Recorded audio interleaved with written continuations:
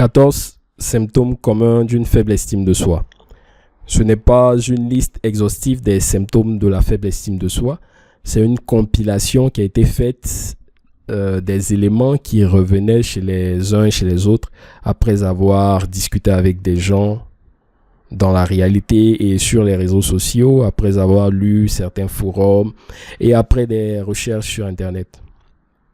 Alors, je tiens à préciser que ce n'est pas parce que tu observes l'un de ces symptômes-là sur quelqu'un qu'il souffre automatiquement d'une faible estime de soi. D'accord?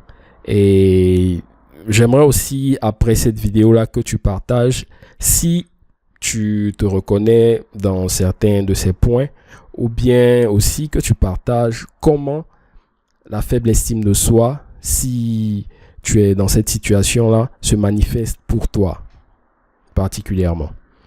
Alors, premier point, faire des déclarations radicales, extrêmes et accablantes sur toi-même. Les déclarations du style « je suis inutile »,« je suis moche »,« je suis bête »,« je ne vais pas y arriver »,« ce n'est pas pour moi », ce genre de choses-là. Numéro 2, se méfier de tous les compliments qu'on te fait tout en acceptant toutes les critiques, même si elles sont exagérées, comme si les autres avaient toujours des arrière-pensées. Les gens me disent que je suis bon dans mon travail, mais j'ai du mal à les croire. Alors, c'est assez explicite. Et voilà, tu vas remarquer aussi que sous certains de ces points-là, je marque des témoignages de personnes pour que peut-être tu te reconnaisses dans certains parmi ou peut-être pour que ça soit suffisamment explicite pour toi. Numéro 3. Peu de confiance dans ta propre opinion, sauf lorsque cette opinion est autocondamnable, auquel cas tu lui fais confiance à 100%. Alors, je ne sais pas si c'est ta situation, mais lorsque tu souffres, disons ça comme ça, ouais, lorsque tu souffres d'une faible estime de soi, tu as tendance à avoir des doutes sur tout. Sauf lorsque tu penses et tu dis des choses négatives par rapport à toi-même. J'espère que c'est assez explicite. Numéro 4. Éprouver des difficultés à te sentir comme l'égal des autres dans tes relations. Relations intimes, relations professionnelles, relations amicales et tout ce à quoi tu peux penser. Numéro 5. Être plus attiré par les gens qui te traitent mal que par ceux qui te traitent bien. Tu te sens plus facilement en rapport avec quelqu'un qui te maltraite si toi-même tu te maltraites déjà. Alors, ça me fait penser à une question que je lis souvent sur Internet. C'est une question qui est souvent posée par les femmes. Pourquoi je tombe sur des gens qui me maltraitent ou pourquoi je tombe sur des gens qui me tabassent ou... Ce point-là répond à cette question. Tu es attiré par ces gens-là parce que ces gens-là sont sur la même longueur d'onde que toi, si tu veux. Ces gens-là confirment ce que toi, tu crois déjà être vrai par rapport à toi. D'accord? Tu es une sous-merde, tu es moche, tu ne mérites pas le meilleur, tu n'es pas suffisamment bien pour... Donc, les gens qui te traitent comme ça, tu auras tendance à être attiré par eux. Si tu continues toujours à souffrir de la faible estime de soi. Maintenant, je ne suis pas en train de dire qu'il n'y a que la faible estime de soi qui pousse les gens à se comporter de la sorte. Mais lorsque ce genre de choses-là arrive, il y a souvent un problème de faible estime de soi. Numéro 6. Ressentir de l'insécurité dans tes relations intimes. Quelqu'un a dit « Je me sentais tellement en insécurité dans ma dernière relation, je ne pouvais tout simplement pas comprendre pourquoi mon compagnon voulait être avec moi. En fait, cela semble terrible, mais j'étais un peu méprisante envers lui parce qu'il était si gentil avec une personne aussi inutile que moi. » Numéro 7. Avoir l'habitude d'éviter les situations sociales. Je ne sors pas beaucoup. Des amis me demandent parfois si je veux, mais je crée habituellement des excuses. Numéro 8. Ne pas te sentir suffisamment bien à la hauteur pour saisir de véritables opportunités pour toi. Si tu as remarqué cela dans ton comportement, c'est peut-être le fait d'une faible estime de soi. Numéro 9. Être préoccupé par ce que les autres pensent en t'imaginant automatiquement que les autres te jugent négativement. Quelqu'un a dit, vous devez penser que je suis une personne horrible. Le mauvais usage de l'imagination est un aspect clé de la faible estime de soi. Numéro 10. Avoir le sentiment que tu n'en vaux pas la peine, au point où tu éprouves même de la réticence à dépenser de l'argent ou du temps pour toi-même. Je ne me suis pas trop bien occupé de moi récemment. Je n'ai pas eu de coupe de cheveux depuis des mois. La vérité est que je n'aime pas dépenser de l'argent pour moi-même.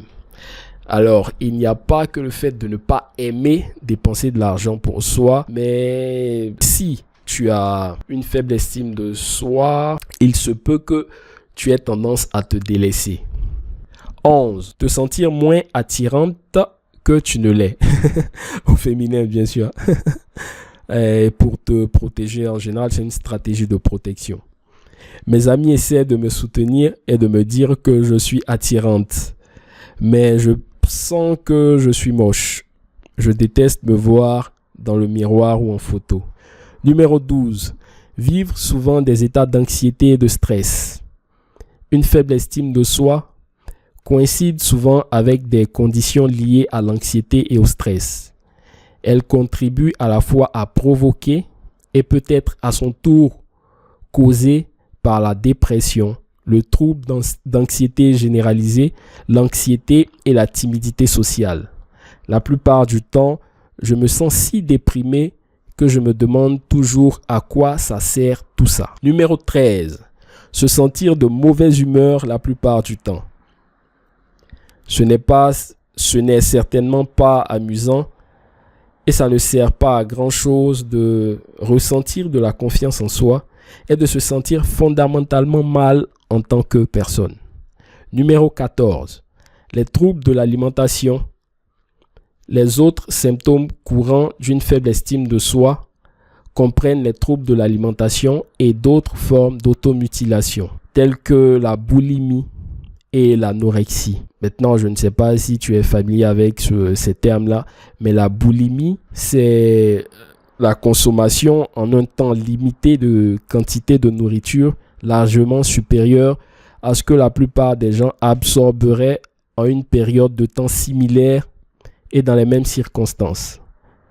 La perte de contrôle sur le comportement alimentaire pendant la crise, le sentiment de ne pas pouvoir s'arrêter de manger ou de ne pas contrôler la quantité et le choix des aliments qu'on absorbe. L'anorexie nerveuse est une maladie caractérisée par l'altération de la perception de l'image de soi. Image de soi déformée que l'on essaie de compenser avec certains comportements visant à perdre du poids. Bien qu'il semble y avoir une corrélation, on ne sait pas avec certitude si les troubles de l'alimentation sont causés par la faible estime de soi ou si la faible estime de soi découle des troubles de l'alimentation. C'est probablement un peu des deux. Le trouble de l'alimentation peut être une forme d'auto-punition, une mauvaise façon d'essayer de se sentir mieux, ou une stratégie de gestion du stress pour s'évader de sa douloureuse réalité. Alors, nous sommes au terme de cette vidéo. Donc, la question que je te pose maintenant, c'est chez toi, comment la faible estime de soi se manifeste? Est-ce que tu t'es reconnu dans les points que je viens d'énumérer? Là, j'ai mis quoi? Sur 14. Combien de points as-tu marqué? Ou bien, j'aimerais bien que tu partages aussi avec moi comment ça se manifeste à ton niveau si ce n'est pas à travers les points que je viens d'énumérer. Merci de m'avoir suivi. Si tu n'es pas encore membre du groupe Facebook que nous sommes en train de créer en ce moment, ça serait bien que tu rejoignes le groupe en tapant transpersonnel sur Facebook dans la barre de recherche. Transpersonnel, transformation personnelle et hypnose. Tu tapes dans la barre de recherche. Lorsque que les suggestions te seront proposées, tu tapes groupe. Tu vas très certainement retrouver le groupe. Sinon, tu m'envoies un SMS. Je m'appelle Renaud Brindou. Tu peux me rechercher sur Facebook. Tu vas me retrouver. Merci de m'avoir suivi. Et si les informations t'ont apporté quelque chose, ou si elles t'ont plu, ou si tu crois que ces informations-là peuvent aider quelqu'un, j'aimerais bien que tu me fasses une faveur, partage la vidéo, ou que tu la trouves. Si c'est sur YouTube, partage la vidéo. Si c'est sur Facebook, partage aussi la vidéo. Merci et à la prochaine vidéo.